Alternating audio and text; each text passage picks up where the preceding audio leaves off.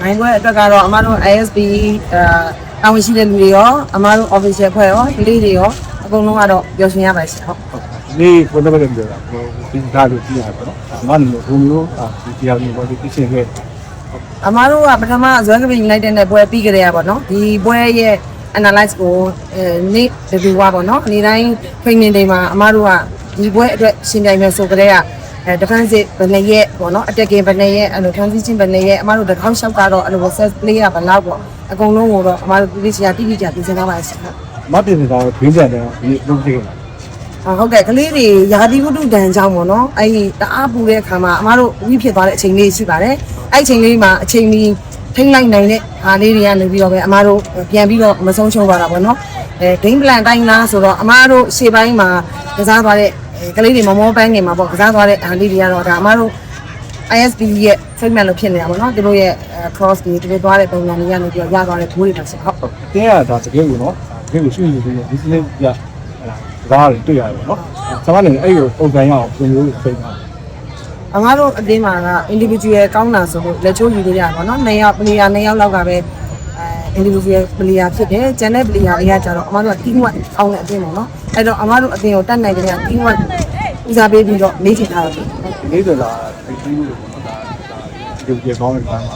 လက်ပြီးမှလည်းတာရရတယ်ပြရအဲ့ဒါမှဘယ်လိုမျိုးတွေဒီစကိနေအမတို့သူ့ကိုရင်ဆိုင်မယ်လို့ဆုံးဖြတ်ထားတဲ့အချိန်မှာသူရှေ့ပွဲတွေကိုကစားတဲ့အချိန်မှာရှေ့ကနီးပြတွေသူ့ကိုဘယ်လိုမျိုးကစားလဲဒါအမနံပါတ်1သူတို့နဲ့ရန်လိုင်းနဲ့ကစားတဲ့အချိန်မှာသူ့ဘက်ကနေပြီးတော့ဘယ်နှလုံးဖောက်လဲဘာလုံးနိုင်လဲ okay ဘာမလုံးနိုင်ဘူးဆိုလို့ရှိရင်အဲ့ဒီ site ဘက်ကဘယ်လိုကစားတာလဲပေါ့နော်အဲ့ဒါဆိုရင်အမတို့နေကြရင်ဘယ်လိုကစားမလဲ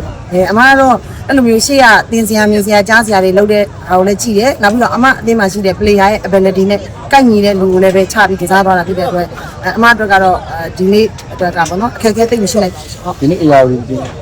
မှမဟုတ်လို့နေတယ်ဟုတ်စနေရ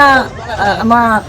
တိတ်ပြီးတော့မပြောတတ်ပြီပဲမပြောချင်ပဲပါနော်ဟိုတီးဝတ်အားဖြင့်တော့ကလေးတွေကစူးသီးမှုကအမတို့တဲ့စားလို့ရှိလို့ချင်းနည်းနည်းလေးတယောက်ကြောင့်တယောက်မတည်သေးတာလည်းပါကောင်းပါပါမယ်အဲပေါ့နောက်ပိုင်းပွဲတွေမှာလည်းပဲသူတို့မှလည်းပဲဒီစီယာတိကျတဲ့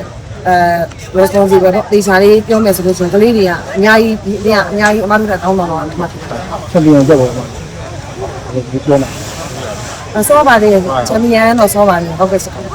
ရပါမိုးရောဒီမှာဟုတ်ရတယ်အဲ့တော့ဒီကအမေပွဲတော့ရန်ကုန်နဲ့အဲ့လိုလည်းဒီဖြစ်ရန်ကုန်နဲ့ပွဲတော့ကတော့အမကတဲ့နေ့တုန်းက